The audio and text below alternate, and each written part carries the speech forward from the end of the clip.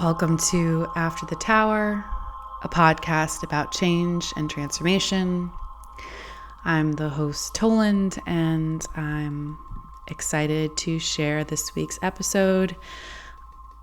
I don't know why I keep saying this week, because I don't know if I'm going to release them weekly. But anyway, I have on Noah Souder-Russo, who I met, like many other folks on the podcast so far, through the Living Your Design course with Kelsey that happened in January to early spring of this year. And Noah and I are both projectors, and I think in one of the breakout groups, we just realized we had a lot in common, among other things that we both have experience with Vipassana meditation. And we wanted to connect. And when we did, it was confirmed that there was a lot of resonance between our stories and perspectives. And Noah has a really great perspective and story to share on this podcast. Specifically, I think what we really dig into in this episode is the truth that when we follow our intuition, follow our truth, and take a leap towards that, we don't necessarily end up where we think we're going to end up. And often there is a period of integration and liminal space and confusion and uncertainty that is a part of that process, that is a part of being in the cocoon, before you emerge as a wet-winged butterfly. And Noah's very honest about this transformative decision and how it didn't exactly lead to where they thought, but the trust that they have, or a part of themselves has, in that process. And so, more information about Noah: Cancer rising, Virgo Sun, Taurus Moon, 1/4 splenic projector. You can find Noah at Noah Souder-Russo on Insta and at imnsr.com. And for me, you can book with me or find me at tolandlawrence.com. Human design readings, coaching, stuff like that. Anyway, enjoy the episode. All right. Well, hello, Noah. I'm so glad to have you on the podcast. Thank you for being here today. And I'm really looking forward to the story that you have to tell. And so, to ground our listeners, we met in Kelsey's Living Your Design course. And I can't remember when this came up. I think it was like in one of the breakout groups.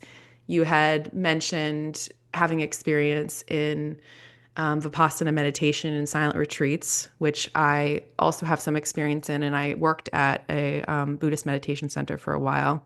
And so we had this impulse to connect. And for whatever reason, it didn't work out. But eventually we did. After I kind of put out the call for the podcast, you weren't even there that day, but I kept thinking about having a conversation with you. It was just something like this intuitive pull that I felt. And anyway, we finally did have a conversation last week, and it was like such a great conversation. I mean, talking to another projector is like, it's just like, I don't know, there's just like this mutual seeing that happens that's so real and deep. And there's so many resonances in our story. And then you shared kind of the story that you want to talk about, which I'm really excited to dig into a little bit. But yeah, just kind of, I don't know, I'm feeling this pull between like, I want to just like talk to you about your experience of us meeting, just to kind of slowly ground into it. So yeah, I'm just curious what your perspective on that was, and then we can go from there. Yeah. Okay. I love it. I'm so happy to be here. Thank you for the invitation, Toland. Yeah, it's really sweet to connect with you in this way, and to be able to share whatever wants to come through, and trusting that like whatever does come through is perfect. Um, have so much doubt and distrust around that, or perhaps this sense of like, this kind of like internalized perfectionism around it. My Mercury is in Virgo, my Sun is in Virgo. Maybe that's part of it. So yeah, so I'm just like, yeah, I feel very held in what wants to come forward with you um in this space and time that we're occupying together. Yeah, so thank you. My experience, okay, the question about my experience. Yeah, I agree. I think there is something about like maybe it's like oracly we just like not like oracly functioning like just like going in to each other and then just being like we're here. And this, so there is that. I do also feel that resonance. I mean, in with lots of other projectors who specifically projectors who are like in their experiment, there is this like, I mean, I can feel it throughout conversation, even as we were talking last week or the week before of like, yeah, this like vibration and this lightness in my body and chills and and all these ways that I understand are my body's cues, cueing me towards resonance, you know. And so I think I felt that also when we were kind of in the group together when we were sharing um and you were mentioning that you were into meditation and I was like, who is this other projector that worked for this center that I had been to? And I was so curious. And then right. And then so like we were in a breakout group, then we went into a larger group and it was like, I was like, okay, who's gonna invite who right now? Right. That's always the question with projectors. Right. Like, who's going to invite who, you Who's know? gonna invite who? Right, totally. So I don't remember. I think maybe I don't know. Did I reach out? Was I like, hey, or I you reach out? I feel like you did, but I'm not Okay. sure. I think it doesn't matter at this point, but It doesn't I matter. do like that is like the thing that you get caught up in as a projector with other projectors. It's like, well, I Yeah. need an invitation. Well, and then they're like, well, I need an invitation. Right. And so, Which like that feels like an invitation for yeah. me, strangely, right? Of just like, oh no, like, and I also think there is, for me in my experience, like there is an energetic invitation, Hmm. and so I trust that. And I was like, okay, cool. And then I think I got your phone number and then I texted you, but I think it was the wrong number. Yeah, I think I was typing really quickly at the end of the Zoom meeting, and I think I must have gotten a digit wrong or something. Okay. Like I just because you said you texted me, and I definitely didn't get it. Right. And I think like whatever, so it didn't come through, and I kind of just assumed you flaked, which is like people do that all the time. And I didn't take it in any kind of way. And then you weren't there for 2 weeks because of your meditation retreat. Mhm. And then you were there the last time, and then we finally, finally successfully exchanged information. Yeah, so I'm so happy that it worked out. And yeah, and then I listened to you and Kelsey in conversation on Kelsey's podcast, The Maya Games, and was just like, yes, who is this being, Toland? Yes, so much resonance. And yeah, and really excitement around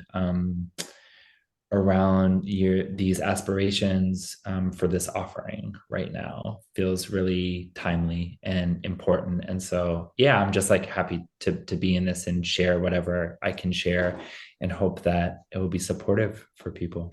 Yeah, yeah. And I really appreciate you saying that. And I think the one thing I just want to note is I'm just seeing in this conversation, which we talked about a lot last week, is just your splenic projectorness when you're talking about like chills and bodily sensations and like instant knowings. Like it's so beautiful to hear that because it's such a wonderful aspect of what splenic projectors bring to the world is this instinctual knowing and this once you really tune in once they're really tuned into the spleen, this like embodiment that I feel like you're really demonstrating right now, which I'm really loving.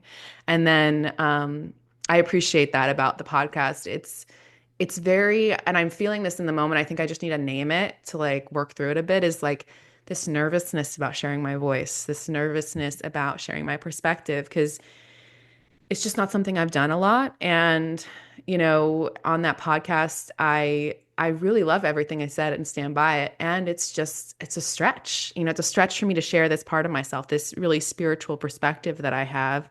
Because there's this, I'm a 5/1 in human design, and there's this, what projections am I going to receive? What am I going to do? And my intentions are good, and I want to do something that's useful. And yeah, as I said, my intention with this podcast is to talk about change and transformation and talk about what specifically like tower moments. But I think as I've been having conversations with people and in my conversation with you, the stories I'm most interested in are the tower moments that people have initiated themselves or that Mm. they have brought into their own lives. Because I think this is an example of trusting ourselves and our bodies. And that is always going to be in contrast to societal programming. And I think now, as we're having our institutions collapse, more and more that's what we need to trust in to keep ourselves safe. Yes. And I'm really excited to hear your perspective on this. And so the story that we talked about you sharing and was kind of your decision to end a significant relationship in your life. And then immediately after, go into a 3 month long silent meditation retreat, which I think in its own way is a total tower moment, facing yourself for 3 months in that container is an experience that not a lot of people have, but there is so much richness that you have gained from being with yourself and your mind. And I'm excited for you to share some of those insights, whatever you feel comfortable sharing, because I think there is a universality in a lot of that. We all do have experiences. We all have these mental stories and we have these patterns, and confronting that is a powerful process that can really change our lives. And following our gut and following, for you, your splenic instinct to do something that logically doesn't make sense paid tons of dividends for you. It really blossomed in your life in big ways. So I think just kind of starting off, I'm curious about what were the what were the somatic and what were the intuitive hits? What were the, looking back, what were the things that you can see that led to that decision and that change that you went through? Hmm. So much. Yeah, the first thing that comes up is so as you mentioned, I was in a 7.5 year, relate romantic relationship. We lived together for about 5 years. Um, and it was my first like very significant partnership. Um, and so the that first kind of knowing was, oh hey, I think this has like we've done our work here together and this is time to transition. Um, and that probably happened, which I feel, especially in talking to a lot of people who have been in kind of different types of relationship transition. Like I think if we're being honest with ourselves, like like we know Mhm. it's not working, we know. And I think, part of what it was for me is that there was just so much deep love and care and intimacy um and it wasn't this kind of like black and white kind of binary like this is toxic so I need to leave. It was like, no, this is beautiful, and we're like moving onto different frequencies. And so like I remember one time we were sitting in our living room, and my ex-partner was like, it feels like we're speaking two different languages. And Mm. I was like, yeah, that feels really true. And it's like whatever was unfolding for both of us,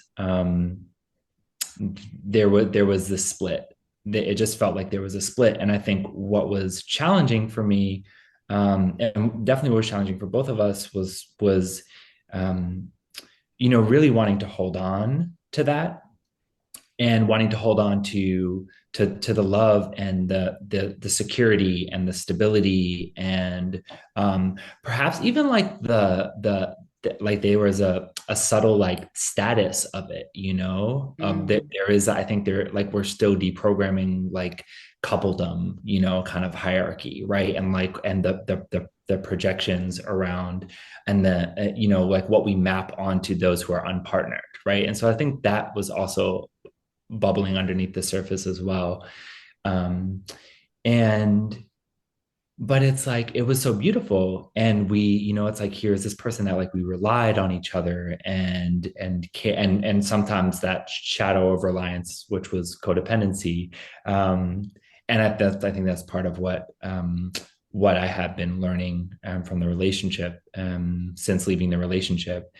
um and so there was a knowing, and so the knowing came in the form of like we stopped having sex, right? And like when we were close, I was like, oh, I don't want her to touch me, right? Mm. I was like, huh, that's really interesting information. But my mind was like, no, but we have this home and and this, and there's like so much of this, like this imprint also of familiarity as well, that my body longed for, you know. And so there was a tension in that.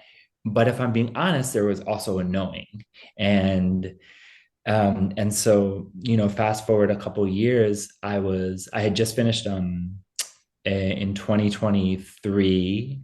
In June of 2023, I finished a master's program in women's and gender studies at CUNY, City University of New York, where I live.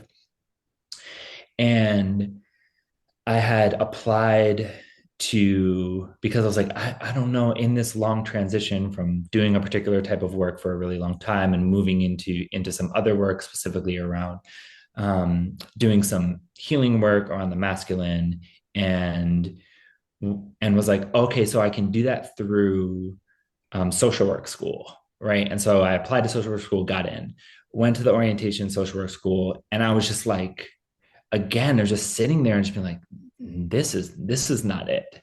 And like, also, how much longer are we gonna like rely on like licensure, you know? And so Mm-hmm. there was just that like, this isn't it. Like, I don't want to learn this perspective, you know?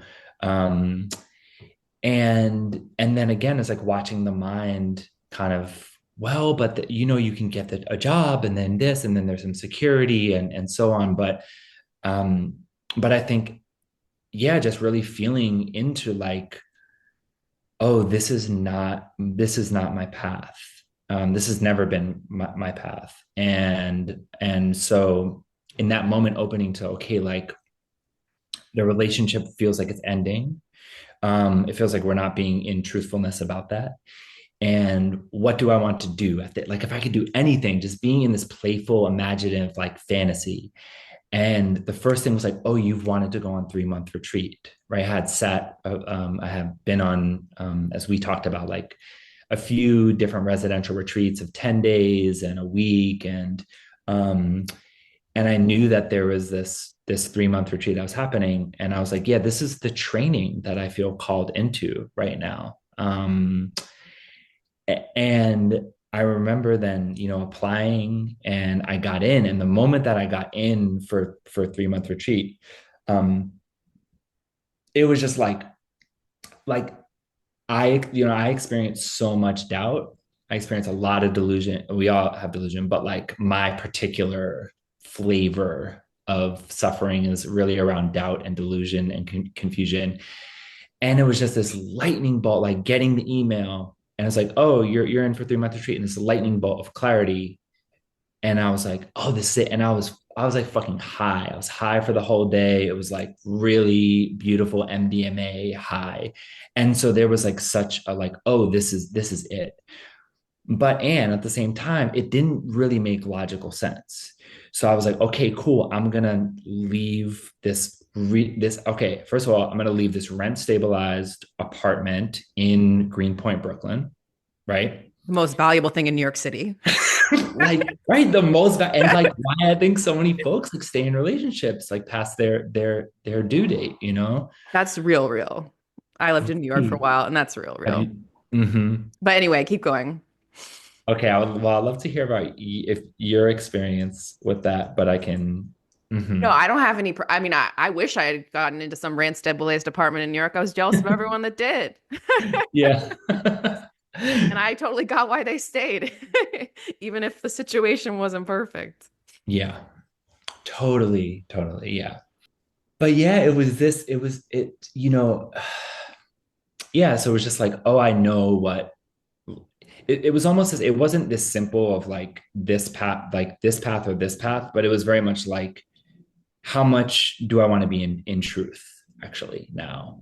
And choosing truth, even though that meant leaving a relationship, moving into storage, and going on 3 month retreat and being like, I don't know where I'm gonna live after that. Like, literally, I remember this, like, it was just like, I'll figure it out. And I think that there's so much more that I can say about that. But I think the last thing that does feel important is, um, as I've kind of reflected on that time, because since then it has been very chaotic. Like, it's not linear in the way of like, okay, like I jumped and now I'm just laying on the Casper feather bed, Right. cruising with a projector glide through the universe. It's like, not. I am living at home with my parents on the Upper West Side of Manhattan Yeah. on Broadway, where like I had to close all the doors so that like we still might hear sirens. You know what I'm saying? And I feel very grateful for shelter and the care, but it's like not it's not the fairy tale story, that I think Mhm. perhaps, maybe somehow I had the delusion that that's how things were going to be, that it would all make sense, Yeah. and it has made less sense actually, but it's also made more sense at the same time. um but just remembering this time of like, right before, like it felt like right before I went on retreat, it felt like my higher self, or like a future part of me, like a wiser part of me, literally was like, we got to do this. It's kind of just like, okay, we got to do this thing. So I'm just going to like step in real quick and like occupy your consciousness, like fully, and like and we're going to like handle this. And then I'm going to go back to wherever I hang out in the ether. And because there was such clarity and such like confidence around it. And then as soon as it happened, as soon as I moved my stuff, and as soon as I was on retreat, it was like, oh my God, what the fuck did I do? Yeah. You know? And I, at that point, like entered into, um a long, long period of grief, Mm. a long, long period of not knowing, um and like really, I think, uncovering and facing a lot of the doubt, the self-doubt that has like really been the way that I protect my heart. um and so it's just, and I'm still in that, it's been a year and a half. What if linear time means anything for anyone that's listening, but I'll stop there, and I can say more, but Yeah. I really appreciate you sharing that. And there's so much I want to dig into, and but I want to start with what you ended with. And you talked about I forget exactly what it's called in Buddhism, but we have like tendencies of the mind. Like, you can have an aversive mind, the mind that pushes things away, a greedy mind that is always reaching for things. And then, as you say, a confused or delusional mind that is always doubting things. And again, that might not be the perfect articulation. I'm not as well versed as you are, but I feel so much in what you're saying now is like you lived in a lot of confusion and doubt, and then you had got to a point in your journey where you had enough trust in yourself that this clarity could come through, mm, and you followed it, but it brought you deeper into confrontation with that yeah. doubt. And I'm just curious if you could tease out, you know, the stories around that for yourself. Like what, because I hear so much in that story, I don't say this conflict between Mhm. the mind and its logic and the knowing of your body. Mm, And I would just love for you to tease out that experience for you and how that's played into where you are now, and like where you learned that story, or if you feel that if that feels generative to talk about, or how it's played out in your life. The other piece I want to touch into, and I know this is like a long projector question that's like 20,000 ways you could go with it, which I'm trying to get better at asking questions, but it's still a learning process. But the other piece I wanted to touch into is when you talked about your relationship, you're talking about you guys being on a different frequency. mm, And I really would love to tease out what, you were on the same frequency at one point. I would love to hear more about that journey for you changing your frequency. What, mm, because there was a comfort into where you were, right? But mhm, there was a discomfort too, because you wouldn't have changed otherwise. mhm, And so I would love to hear a little bit more about that journey, because it just feels like a part of this journey of trust and faith that you're on when when when you're confronted with your doubt, if that makes sense. mm. So I said a lot of things. Is there anything that's sparking off for you in that? Because yeah, I want to hear more in any of those areas that you feel called to respond to. I love it. I love projector questions so much. And I really relate to I'll ask a question and then it'll literally there'll be like 1,000 different tendrils of the question. And then I'm just like, oh, I've actually spoken for 10 minutes now, which is not what happened here. But totally. So thank you. And your questions are great. And I really I appreciate it. Yeah, I feel very, very heard by you. And you're inviting me into yeah, you're inviting me into like the doubt and I don't know, there are so many ways um I don't know, there's so many ways that I can kind of talk about it, you know. Like so much of it feels really mysterious. So much of it feels like, you know, perhaps this is ancestral and Mm, past life. And, you know, I came in with a lot of this. Perhaps this is like part of my curriculum right now in this life, you know? And so there's just a kind of acceptance of that. There's actually like a really compassionate acceptance of this, which has taken a long time because I think we're so many of us are conditioned, deeply conditioned around comparison, you know. And so there is, and I wonder if you feel this also as a projector, where there's a you know that kind of that when Ra talked about, you know, the projectors are here for the other, that there is like so much of like looking outside myself to understand myself. yeah. And so I remember, like I just remember doing that often. And especially as like a young child as well. And there were several moments where, you know, expressing my authenticity or expressing what really felt true to me was not safe. Hmm. Right. So, like, I experienced a lot of bullying. I experienced a lot of violence, psychological violence, and physical violence, especially like in middle school era. And I like can look back, and maybe this is just a helpful frame or story that I can point to. But I can look back at the era and be like, oh, I was this like weirdo kid, like with like baggy clothes and like worshipped Kurt Cobain and was like, you know, long hair and painting my, you know, and then like went into middle school and I was skateboarding. I was, you know, this kind of, you know, whatever weirdo. And I was like, oh God, that's so cool. You were so cool. You are cool. Right. And like going into middle school and being like, okay, like, do you want to be safe? Right. Or and do you want to like try and belong to, you know, to the ways in which like you're meant to perform?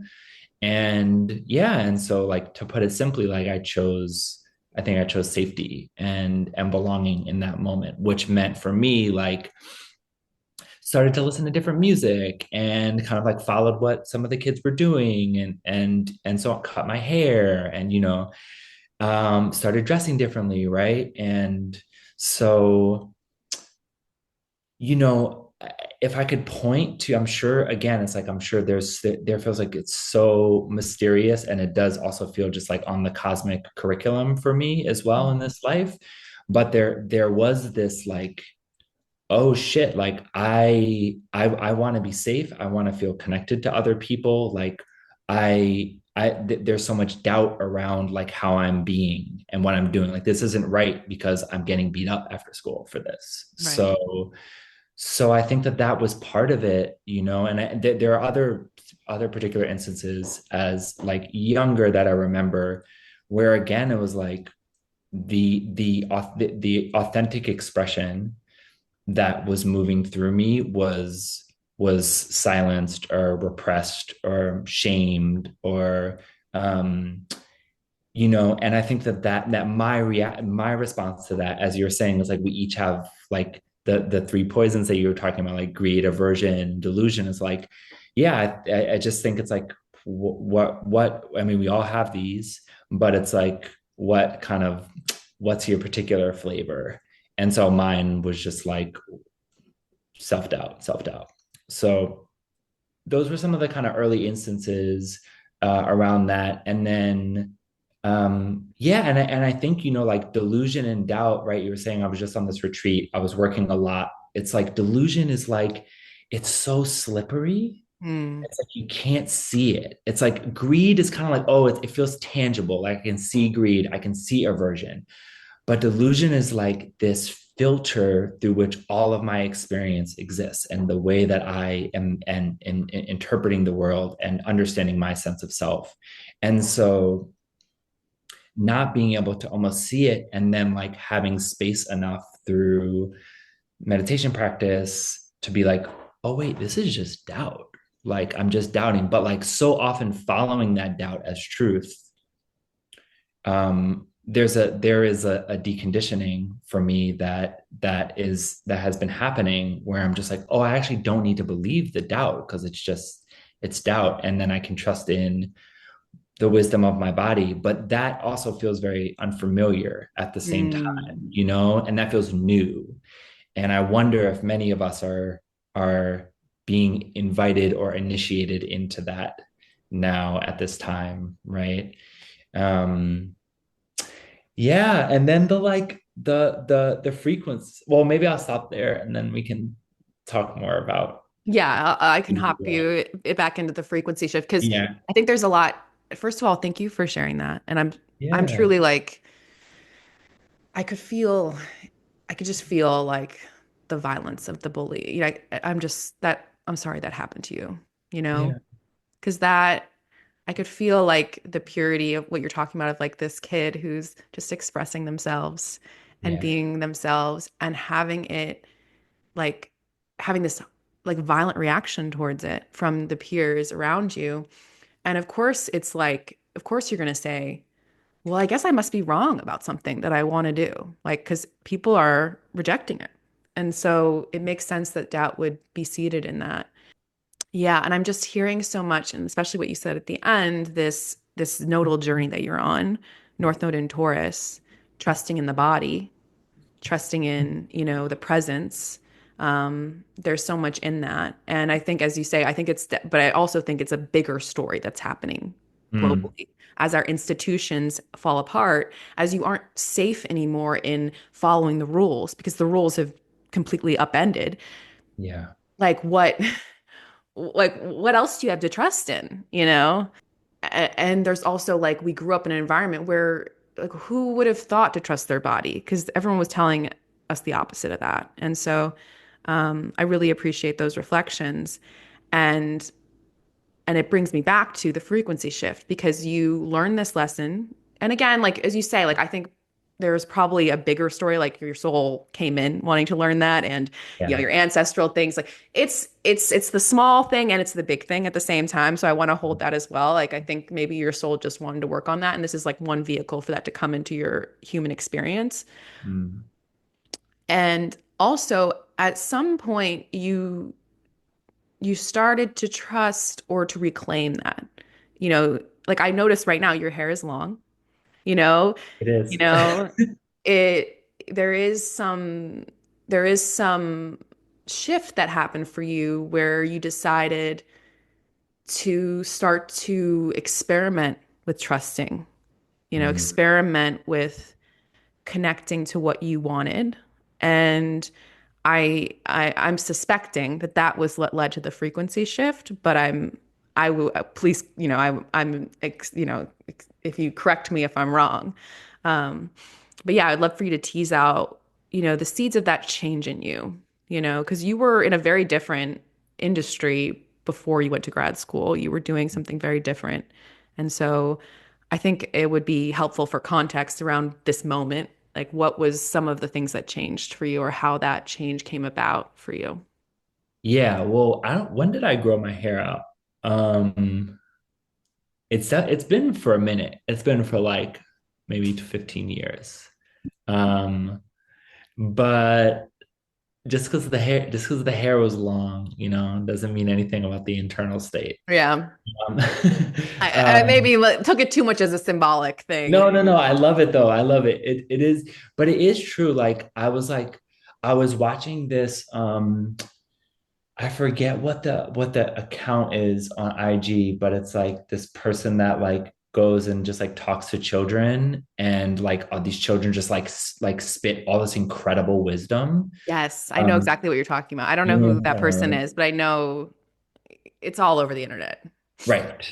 It's always on my like, I don't even know if I follow it, but it just shows up on my algorithm. And so Mhm. apparently that's what I'm trying to see.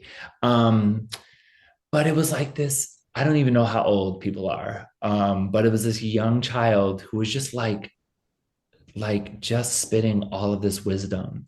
And I was like, oh my, and it was like deeply creative and deeply imaginative and like so authentic and like this is what it is for me, and like I don't really give a fuck about what it is for y'all. And Yeah. there was something like I was like, oh, at what point does that get trained out of us? Does the imagination get trained out of us,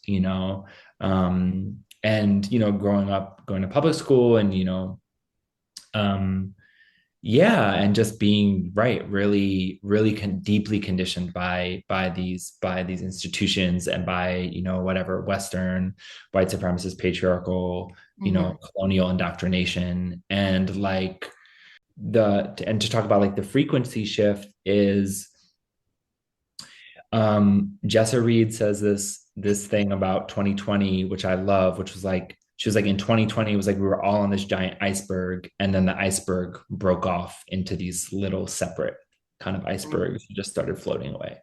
And that has I forget when she said that, but that's really resonated with me because that really felt like my experience, around 2020, in the beginning of 2020, even like the end of 2019. Like I would say maybe my second like big kind of spiritual awakening, Hmm.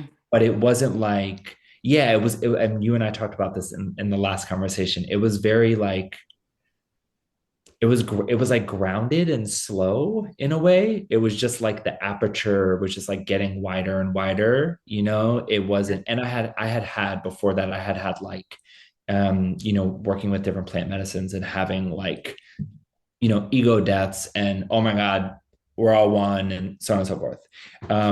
But this felt like there was a grounding in this, or there was like, it was less like, oh, now I'm talking to aliens, and Right.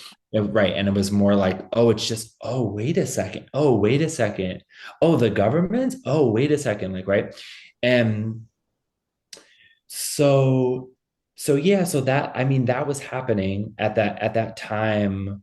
Um, for before the pandemic, before lockdown, I was a touring producer, music producer and DJ.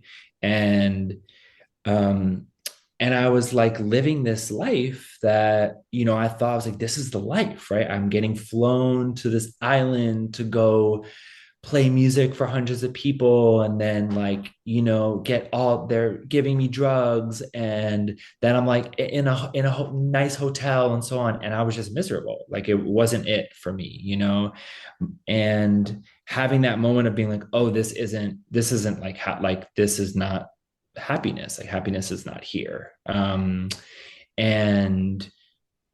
and so going through that, and then really it was like this, yeah, almost just this like this opening and expansion and this like this the grief around it, actually, the like having to let that go of just being like, Mm. oh, this actually isn't it, and there's something else that's here. And so the beginning of 2020, and then especially with, around lockdown, like I just really, and when that iceberg split, I just really went internal. And that was the time I was like really started to focus on, get really excited about my meditation practice. And yeah, it was just like, reading a lot of like Buddhist stuff, reading a lot of Eastern philosophies, so on and so forth, and consciousness stuff. And and part of that also led to going to grad school, where there was this like also doing a lot of healing work around, around maleness and masculinity and internalized patriarchy and internalized white supremacy.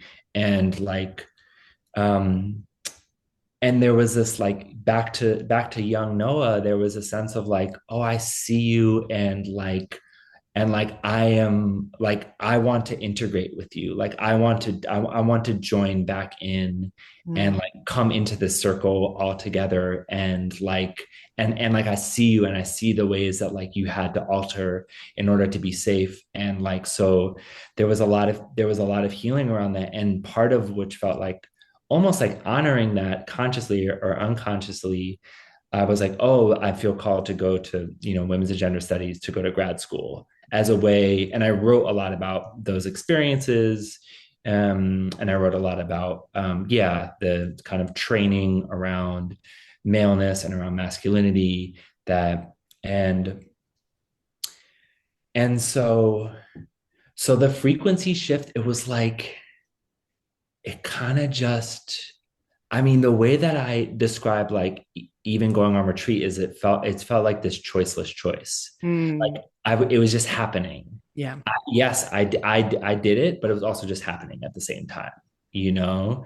Um, and so, yeah, it was like the dial was just slowly, and I think it's hard to, I know, because I still am working with my own hierarchical programming, where it can be like, well, I'm on a higher frequency. Right, You're right, on right, a lower right, frequency, right? And it's like, no, I actually don't feel that. No, it's No. just literally, it's like, it's like sometimes I listen, I'm from New York, so I grew up listening to college radio. It's like sometimes I listen to WKCR, sometimes I used to listen to NPR, sometimes I listen to NYU radio. NYU radio was like the bottom, I think it's 89.9. It was like the bottom of the radio dial. And it's not a better, it was just like we switched radio stations.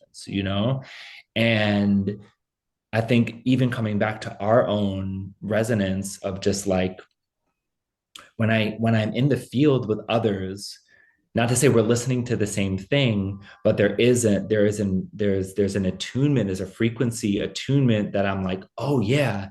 And my body, and I have a somatic response to Mm. that. And I think the more that I experience that, the more that the other shit was just like, yeah, this is not it anymore. And so, and now it's like letting go and accepting and grieving that, but at the same time, it didn't feel like a choice. It felt just like it was happening. Yeah. There's so much in that. And so much I resonate with in that. I don't know why I feel like bringing this up, but I, I just like, I really love what you articulated about, you got to the top of a certain mountain, a certain experience. And I think this is a way a good amount of people do wake up is they achieve something and they find that the happiness isn't there and it Mhm. leads them internal. I know for me, I had a very different context, but a similar experience of I graduated high school, I mean, graduated college and got this corporate job and was a couple years into it. And I was like on track to, succeed. And I had the good money and the stable life that I was expected to have. And I was intensely miserable, Mhm. intensely miserable on like a soul level. Like it was deep. Yeah. And I had good friends. I had everything that one could want. I didn't have a relationship because I was a closeted lesbian and didn't realize it. But I had so many things, and I was so bone deep miserable that I had to quit that job. And I went on this, saved up a bunch of money and traveled around South America for 6 months, thinking that would save me, and it did not, because I was confronted with myself again. But I just can relate to that experience in a very different context, in a very different way, of just like achieving something you were expected to give you happiness and it didn't, and it Mm. pulling you inward. And I think that there is a lot, like, there's so many different awakening stories, and I think that, some people think it's like this lightning bolt, and for some people it is. But Yeah. for other people, and what we talked about in our conversation, it's this slow knowing that comes online, Mm. that you build towards this opening of the aperture. So I just wanted to name that, and like just you talking about the subtleness of it, that it was just this growing thing that, again, it was not something you were choosing, it was just happening. It was Mm. just this natural growth of your soul that led to ultimately this decision. And the choicelessness of it is very the human design passenger consciousness is what they talk about. And I've always had a little like pushback on no choice, because you don't want to think you don't have agency. And the more I've tuned into it, the more it doesn't matter to me, really. Mm. I don't necessarily feel like have no choice. I feel like um, when I am more in tune with my higher self and where that energy is going, I feel less resistance and pain in my life. Mm. So who cares, you know? But that's not always easy to follow, because it doesn't always lead you to logical choices, which is kind of what you ran into in this scenario. And there was much more that I wanted to say in regards to that, but I'm feeling curious about, so we've kind of circulated around what led up to it and the different aspects of it. And the piece I wanted to touch on. I'm really glad you said that it's not a hierarchy, because that's Mm. so true. And it's so easy to fall into that. I fall into that. I have a spiritual ego sometimes. I think, oh, I've gone so far or whatever, but there is no morality to it. We're all having this experience as our soul wants to have, and there's no, just because someone isn't a match for you doesn't mean they're doing anything wrong, doesn't mean you're doing anything wrong. It actually is not personal at all. Yeah. And that's what's hard, is because our societal programming says there's a morality to staying. And just like you talked about the status of being in a couple, because our society says that's valuable. But relationships are, you know, these beautiful things we get to experience, and they're not necessarily meant to last long. And that doesn't make them any less valuable. I've had Yeah. very short relationships that changed my whole life. And I have gratitude for those people, even though we can't be in each other's lives anymore.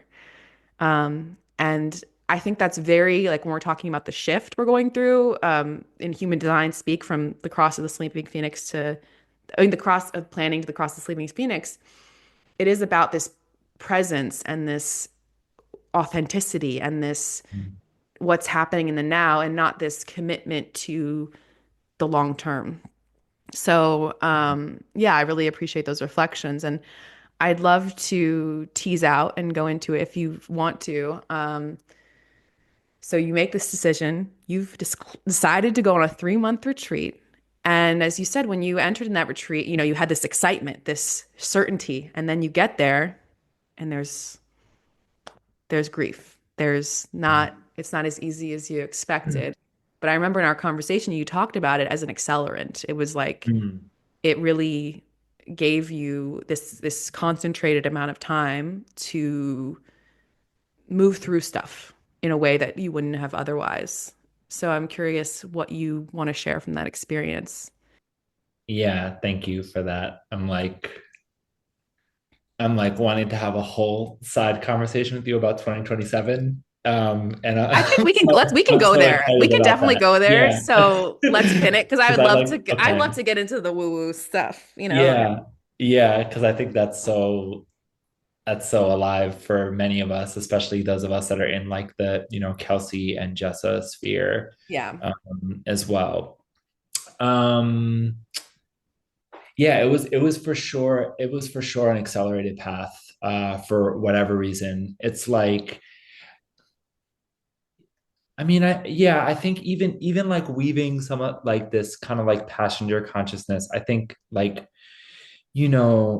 they're part of what I have, um like the way that I can look back. There has been a long periods of time when I've like looked back at decisions that I've made, and just been like, there's been a lot of shame around that, right? It's like a lot of like regret and shame, and self-criticism and judgment.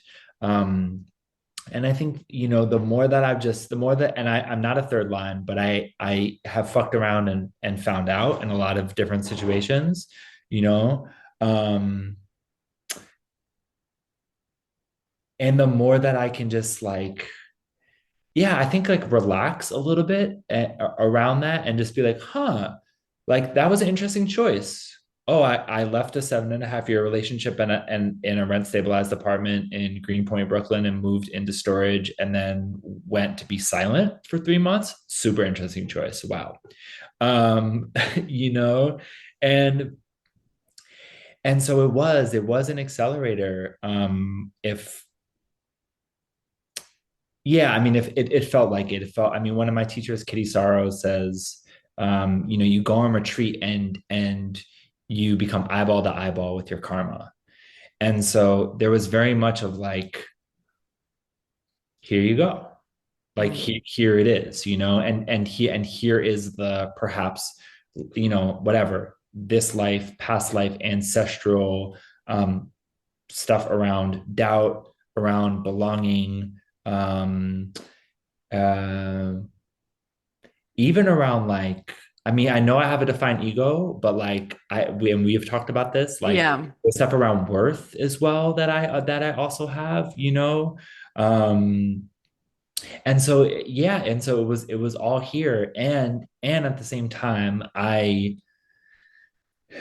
being in retreat space, and you've done, residential retreat. Yeah, there's a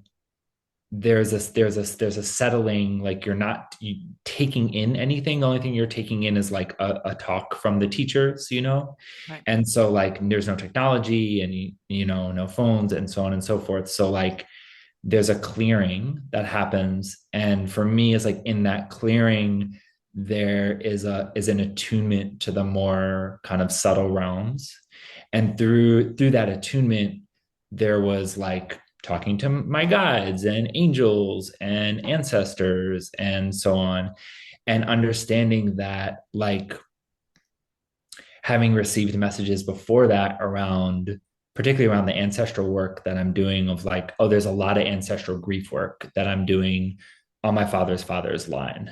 Mm. Um, and so I say this like piece of acceleration because it opened me up to the truth of that, and so, and to the work of that, actually. And so I can point to the death of myself, of a former self, the former self that was in the relationship, the former self that had this life, the death of, of identity, and of a kind of like, yeah, like my stability and my sense of self is like wrapped up in a situation or a home or a lifestyle or a career or a community. There was the loss of that. And also there was this like knowing of like grief work that I'm here to do. And I remember I talked to you about this, where, because I have so much doubt, I had to go to like three different peeps who do different forms of intuitive work and of divination, where I was like, okay, here's this thing that I think is happening. So I think like I'm talking to my ancestors, and I think like I'm doing all this grief work, for the male side. And they're like, yep, that's what you're doing. And I was like, okay, but let me talk to this other person and just double Mm. check. It was like, I need, it's like needing to get all these opinions, needing to seek this perspective outside of my own knowing, and that was part of the learning for me of just like, oh yeah, love, you can trust in your knowing, and it's okay, because like we have had our knowing trained out of us in all of these different ways. We've had our knowing beaten out of us. We've had our knowing institutional and indoctrinatedly trained out of us, whatever that is, but like,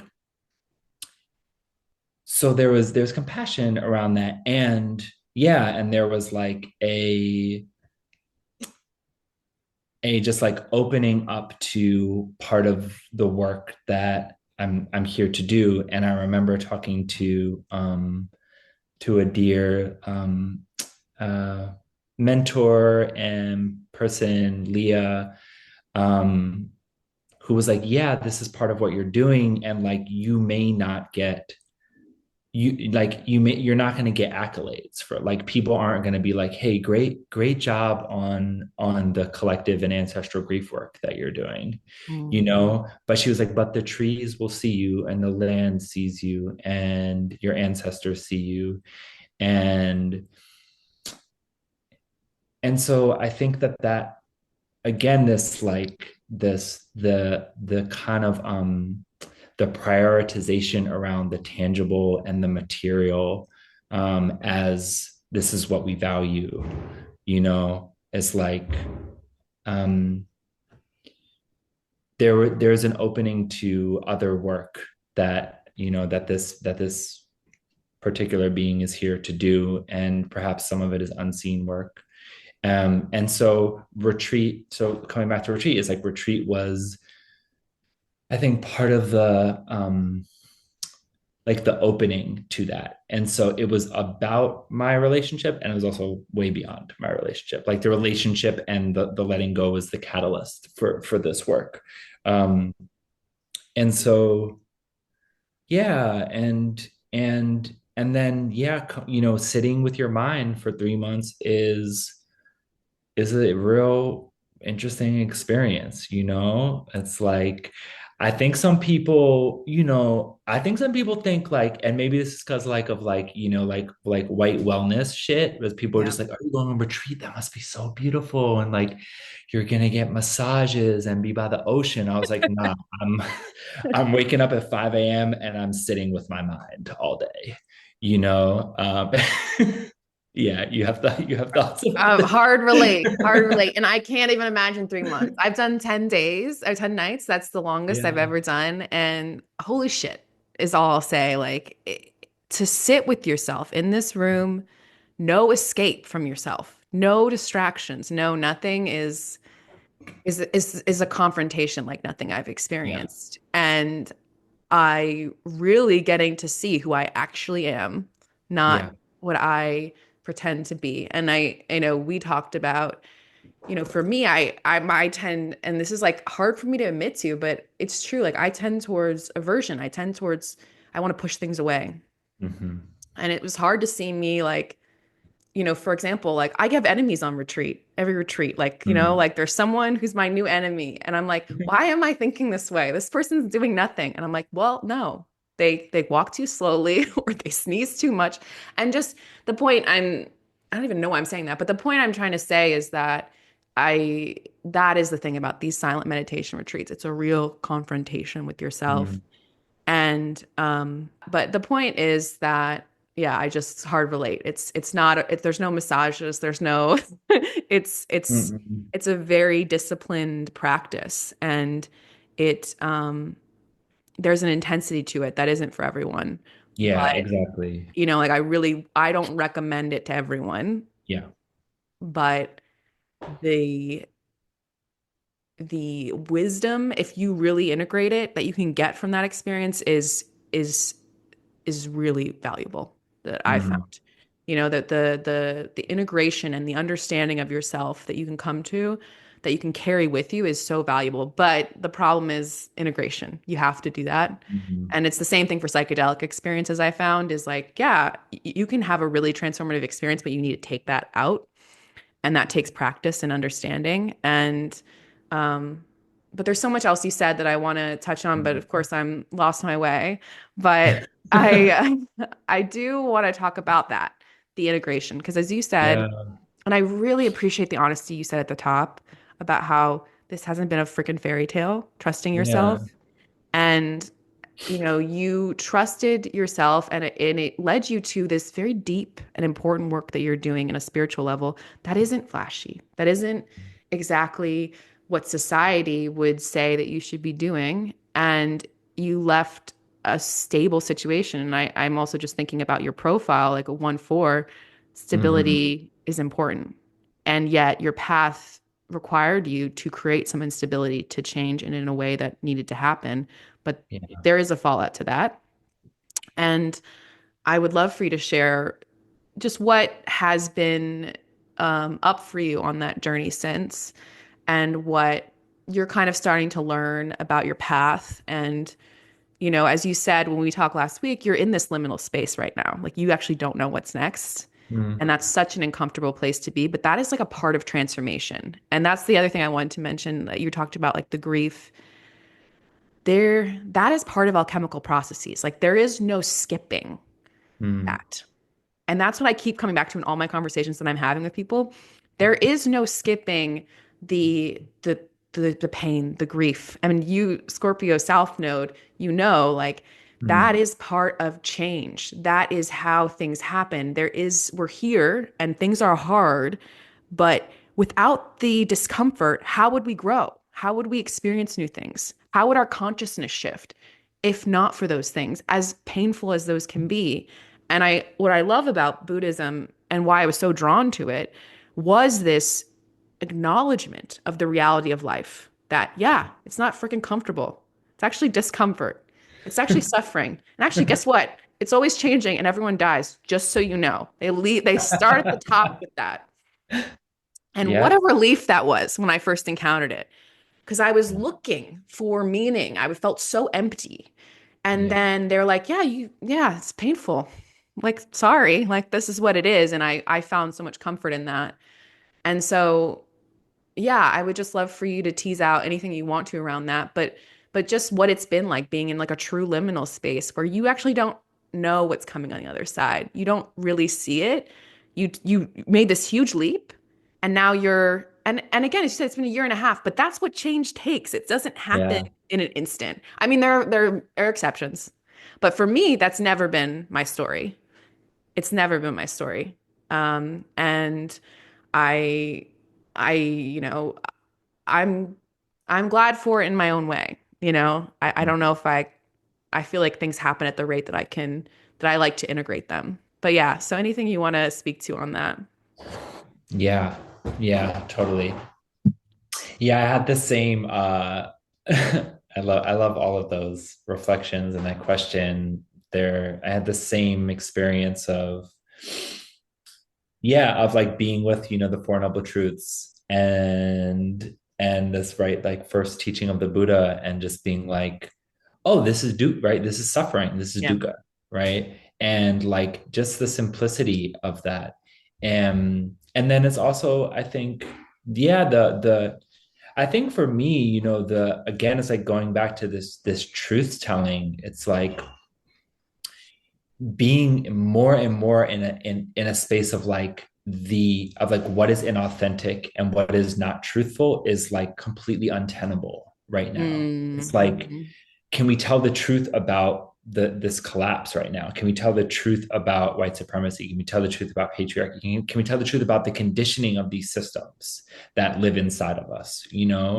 Like yeah, there's something about it's like whatever is happening right now through the discomfort. There is there's a sense of trust and there is truth in just like trusting the unfolding, like trusting the experience that I am having. that is part of that kind of transmutation and alchemical process that is like, that is leading to, my wet-winged butterfly era, which like Mm. I'm here for that. Maybe it could be a little sooner, but that's fine. You know what I mean? But yeah, to your point, it's like, right, the integration is like, you can't rush that. Like it takes the time that it takes. And in my experience, and then also like, being on retreat as well and being like, yeah, there is suffering, but like also like, who am I beyond the suffering? Mm. you know like, who am I actually? What am I? And being able to really touch into that as well, not as a way to bypass at all, right, but as like coming into into deep truth about this experience that I'm having, an embodied truth of, and Buddhism talking about emptiness, or no self, but like being able to touch that and then be like, yeah, and I'm also like, having this like really intense and challenging experience. Um there's a courage, I think, that comes with that. I forgot what else you asked though now, because my mind went on like I, a whole nother tangent. The integration. yeah, the integration. But I Yeah. just want to like repeat, who am I beyond the suffering? What a great reflection, because there's Yeah. so much in that. Because like I do, like what I shared is true. And also, there's another truth that there's something, and what I've tuned into more as I've gotten into my spirituality, there's someone beyond that. There's Mm. some consciousness above that that exists at the same time too, that is is a soul that wants to have experiences, and it's seeing things from a different perspective. And so I'm really glad you brought that in. And that's the only thing I wanted to say. I just wanted to emphasize because I just love that articulation. It's so true. And yeah, the integration, whatever you want to speak to around that, I would love to hear. Yeah, thank you. Yeah, definitely. And I think like, yeah, for me, that was something that I had to experience. Mhm. It's something that I read, but that was really just in the mind. And so it's something that my body, had to experience. And to your point, it's like that these like meditation retreat is not for everyone, Yep. and that's beautiful. And for me, it has been really supportive. Um, but yeah, I mean, I think the integration for me has been a patience, like a compassionate patience and grace around what my mind thought this was going to look like. Mm. It's like my mind had this idea of what this life was going to be, and it's different than that, and there's grief in that. And so um there is a lot of kindness and compassion that can arise when I can be with that grief and allow that to move through, understand, to quote Lamarad Owens talks about this often, where he says like, yeah, I'm experiencing this grief and I'm not the only one experiencing this, and holding that in this kind of wider sense of like that. And maybe this is, Scorpio and South Node, Pluto and Scorpio, Pluto at 0 degrees Scorpio, I don't know, but there is this like, yeah, and it's like the truth of like the like, we're in the depths, and like, let's just like tell the truth about it, and so there's something around that kind of anchors me and buoys me. And the integration has really been that piece of like, I'm not the only one experiencing this, and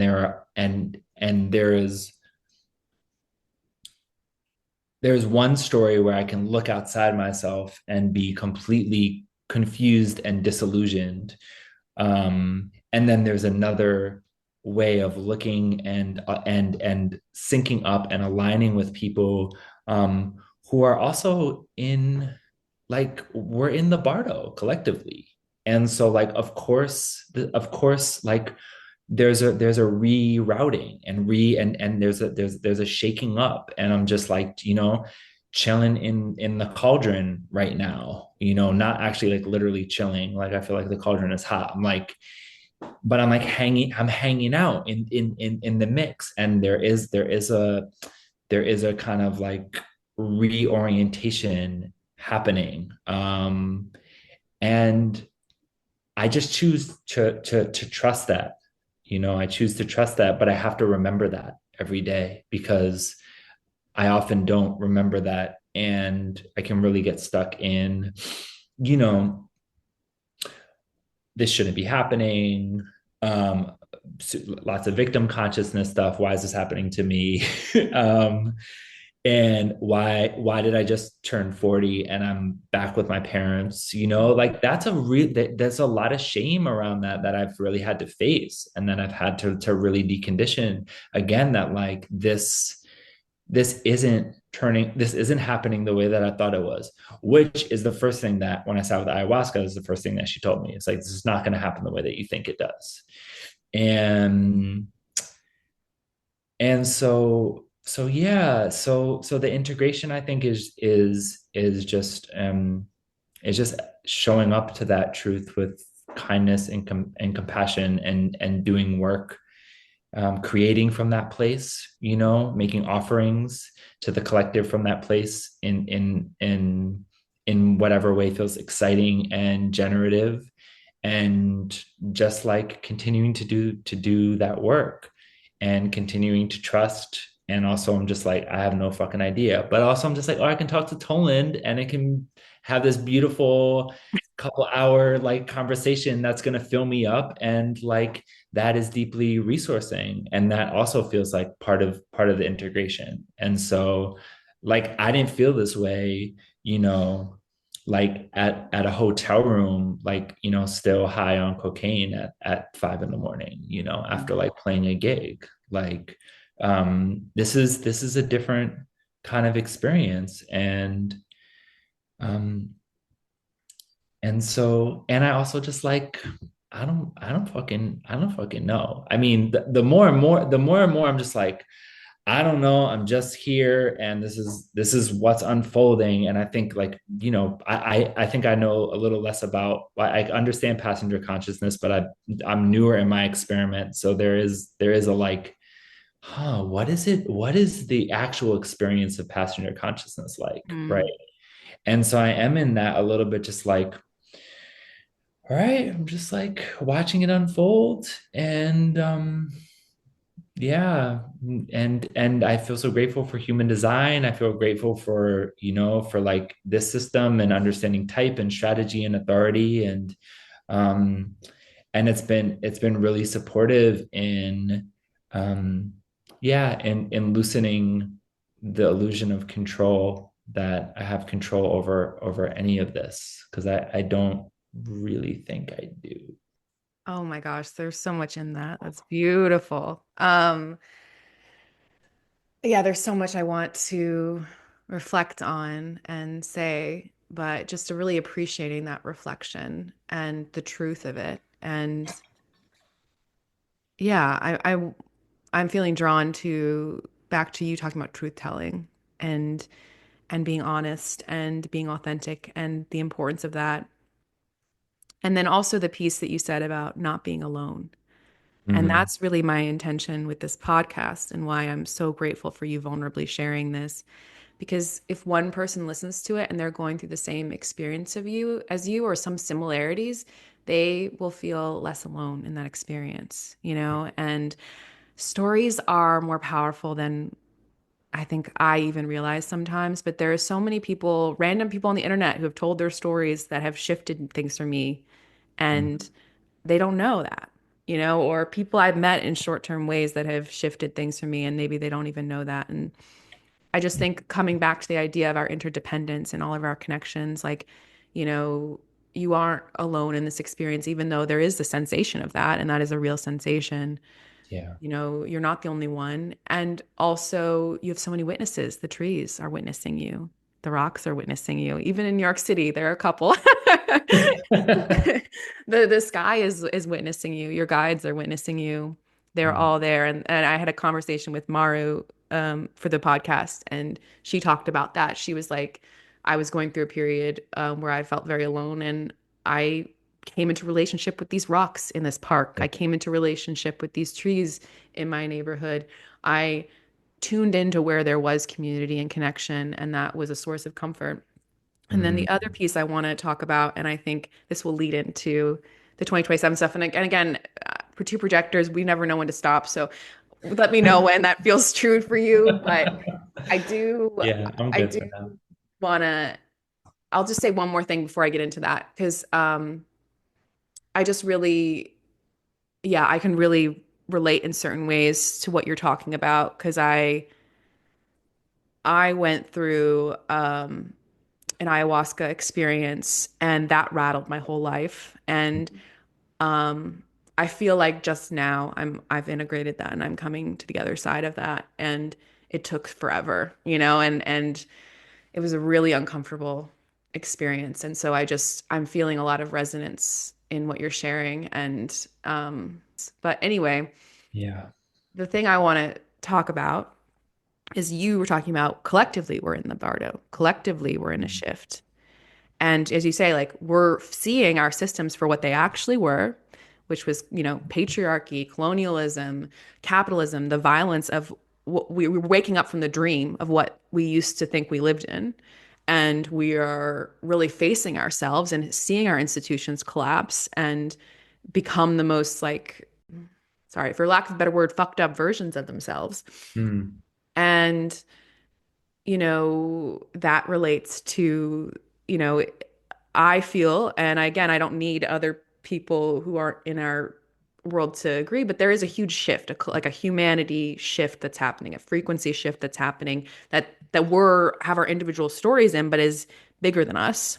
Yeah. This shift. And in human design speak, they say 2027 is when the background frequency or the program that we live under is shifting to a new program. And so before it was the frequency of the cross of the sleeping, the cross of the planning, and we're moving into the cross of sleeping phoenix. And so, I mean, in astrology speak, people talk about us moving from the age of Pisces to the age of Aquarius. Mm. There's a million ways you could talk about this, and there's a lot of other wisdom traditions that do talk about a change. And so I thought, we can end on at the big picture, going wide, as we might like to do, and just kind of, yeah, like kind of talking about that piece of it, of like we're having these individual experiences, but how are we relating to it in this bigger context of this shift in humanity that I think you and I both are tuned to in our own ways, and kind of trying to, yeah, trying to get a sense of. And I also think with projectors, we're so attuned to the other and we absorb so much from them. And projectors want to help, they want to guide, you know? And so there's a lot of need right now. And at the same time, we have to go through these experiences, I think, to be better guides, Yeah. you know, Yeah. so that we can help in the way that we are going to help. And as the ayahuasca said to you, it's not going to look how you think it's going to look, but it's like it's just how it's supposed to be. I mean, I think, for example, I shared with you, like after ayahuasca, I moved to Nashville, and ayahuasca told me to move to Nashville. I didn't want to move to Nashville. I had no desire, but I followed it, and things had blossomed for me in ways that I didn't expect. Mm. Um, and so I also think like that kind of thing, like what you're talking about, this intuition that you felt to do something that didn't make logical sense, feels very much the new thing that's coming, the energy of Mm. the new thing that's coming. And we are tuning into it now because it's coming online. And that's a different way of living than how society was ordered before. Yeah, I really resonate. So, one of the downloads that I got while I was on 3 month retreat was like, this is part of an initiation so that like you can be of service, Mm, basically. and like that was just, and I was like, what? I don't understand what for observers. And this is like before I like knew about the 2027 stuff really. Um, but then the more that I kind of, really dug deeper into human design and into cross the planning, cross the sleeping phoenix, I was like, oh yeah, this feels like it has been feeling like tuning into some of this cross the sleeping phoenix energy. And and so that's actually has been for me a helpful perspective to hold. Like again, it's like experiencing like whatever is being shooken up right now and whatever is being let go of, like trusting that that is supportive for what's to come, and supporting like and having to go through it myself, having to experience whatever I'm experiencing, Right. as a yeah um as a way to be able to offer. I was saying this to I was having a conversation with a friend the other day just around the potential kind of like existential crises, like as as like as the systems fall away, as people are getting laid off from their jobs, is like we're seeing the government for what it was. Many of us knew that for a while. That's fine. And like being like, wait, but I'm not my job. I'm not, I had so many people I know are going through relationship transitions. And it's like all these things outside of ourselves that we have kind of attached to understand our sense of self. Um, and the like severe and shadow side of that being like, these systems of oppression and domination. It's Yeah. like when those things will fall away externally, but there will be an ego death and an existential crisis. It's like, okay, who am I now? And I think like we're seeing the kind of like backlash of that, or the shadow side of that, with like folks really trying to hold on to the cross of planning, like Right. desperately grasping onto the cross of planning in all of the ways that that's showing up right Make now. America great again. Right, exactly, right. And so it's like from that perspective, and it's there's it's horrible, there's so much shit happening, and at the same time it's like um yeah, it's just like we're in the collapse. So this the sense that I get, and so again, like the perspective that I try and hold is like, yeah, it's like whatever is happening for me on an individual level is meant to happen, um, to support, what's to come. Yeah. And part of that is like to support like me, like having the experiences of learning about my power, learning about the ways that I leak my power, Mhm. um, and to almost as like preparation for this new energy, and yeah, and whatever the new uh whatever the new kind of game that we're going into. So that yeah that I guess that feels empowering. That feels empowering for me. And then like really it's just like, okay, and then like what is my work inside of that, and how can I support others? um and and that's when it feels like, yeah, when I feel really stuck in kind of that shadow of the 55th gate, that victim consciousness, like there's a remembering of that. And um yeah, and then just like in aligning back, and then so I don't know. And at the same time, it's like I have no idea. I was like, what is this like? What's this summer like when these like outer planets are continuing to shift? Like, what does the summer look like? Yeah. I don't know. I'd be curious to hear what your perspective is, or what you're Yeah. feeling around that, around 2027. Yeah, it's interesting for me because I've definitely not dived deep into it, but Yeah. the idea of it is very comforting to me and it just helps me find a context in it. Um, And I would just say like it definitely like it definitely feels like collapse. And you know, there are people in all different perspectives, but I see so much of people seeing this happening, and particularly in the United States, because that's the context I live in, Hmm. of people trying to, oh, let's try to bring back what we had, or let's try to get back. And some people want the patriarchal, whatever version of that. And some people are like, let's get our democracy back. And I just like feel energetically like if you're operating from the assumption that the United States isn't dead as a project, you're like, it is. Like, we have to go from, okay, it's dead, now what? Yeah. And that's like a really, again, I don't know exactly what's kind of happened. The country may continue to exist, but what I feel in my like energetically is that something has died, and we don't Hmm. like we're dying. It's dying. And the thing about that project was, yes, some people benefited, and my ancestors are talking about truth. Like my ancestors on my dad's side of the family go back to the fucking Mayflower. Like they did the crimes. Like this is very heavy for me to really feel into what they've perpetuated and what I have responsibility to take care of now. And I do feel that I need to process what we've done and repair for it in my own way. And again, I can't like fix everything, but there is like a piece of that work for me to do so that in this death something new can be reborn that's actually better. Hmm.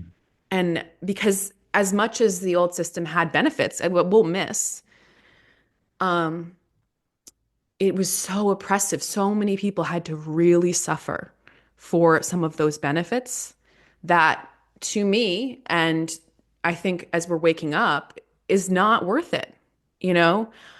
And as we lose some of the infrastructure and some of the conveniences, like I feel like it's going to happen, Hmm. there will be creative opportunities to create better systems where people get to be themselves, where we don't have to force so much of the population to suppress themselves and to be victimized and oppressed to for the things to function, you know? And but the truth was in the old system and like what you were talking about, like people were always everyone at every level was suppressing themselves, you know? Like it's just like with patriarchy, like patriarchy hurts men. Like they Hmm. are forced to kill off a part of themselves to get power, which leads to victimization. And with white supremacy, like I felt in my child like I felt like so much of being of whiteness is this killing off of your uniqueness. And I think about culturally, like my I have like my ancestors were indigenous to a place, but they Hmm. sold that off for power and whiteness, you know? And so the point I'm trying to make is I don't even know. The point I'm trying to make is that I feel that I don't think the next couple of years are going to be comfortable. I really think there is going to be quite a bit of suffering.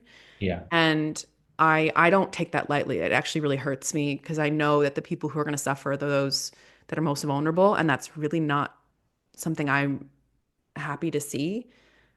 And also, I know that this transformation is inevitable and that I'm just going to have to do my work to number one, get myself centered as possible so that I can be useful in the ways that is going to be presented to me naturally, you know, if I just kind of trust myself and trust my alignment. I am not responsible. As a 5-1, I have to remind myself all the time, I'm not responsible for everything. I can't fix every problem, but Hmm. there is stuff I can do. And it really starts in my body, in my environment, in the present moment. It actually doesn't start any bigger than that. And I feel like the Sleeping Phoenix energy is very present. It's not Hmm. about planning for the future. It's like being in your body, being present, and trusting that and following it every step of the way. And I think if we see the creative opportunity in this destruction, a much better world can exist.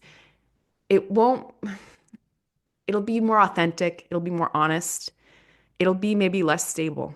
And I think Hmm. that is the thing that people will mourn. And Yeah. what we can do, or you know, those of us who have felt into this energy a little earlier, or our souls have chosen to fill into it a little earlier, or whatever. You know, I don't think there's a hierarchy about it. What we can do is we can put our hand out for the folks that are around us when they get swept up in that current. And it's happening. And it's overwhelming at times. And sometimes I feel like I'm not doing enough or I'm dissociating too much or all these things. But I am, there is a part of me that is hopeful, which is maybe a little delusional. But I'm hopeful because of this conversation we're having. I'm hopeful because of the people I'm meeting who are waking up and people I never would have thought and things that are being named that couldn't have been named before. We're finally saying the words. We're finally acknowledging the realities, the truth telling. I feel a lot of comfort in that. There's a ton of confusion, but there is truth that is emerging. And so I don't know. That's all I have to say about it for now. I said a lot of things. Sorry about the rant, but No, I'm so here for it. It was yeah. beautiful.